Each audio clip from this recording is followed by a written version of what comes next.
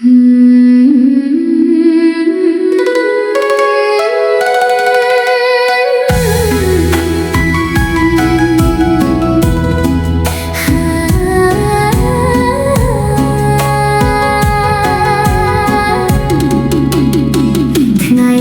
ញុំឈរលើឆាកគេរៀបចំនិយាយតាមសំណួរគេឲ្យខ្ញុំឆ្លើយចំមួយប្រយោគដូចคล้ายជាព្យុះអារម្មណ៍ពេញ TikTok ពេញបេះដូងអ្នកមើលទាំងអស់ប្រាក់ខែប្រាន់រយគុំតន់យកប្រពន្ធពាក្យនោះចេញទៅមិននឹកស្មានមានរឿងធំមនុស្សខ្លះសើចចំអក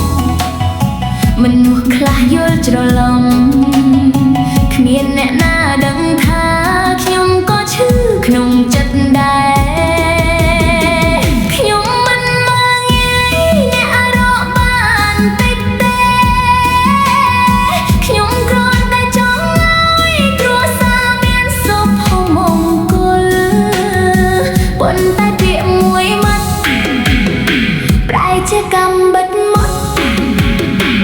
កាត់បេះដូងខ្ញុំរាល់ថ្ងៃដែលបើកទូរស័ព្ទប្រាក់ខែ500មិនមែនតម្លៃមនុស្សអ្នកខំប្រឹងរស់សុទ្ធតែមានកិត្តស៊ីស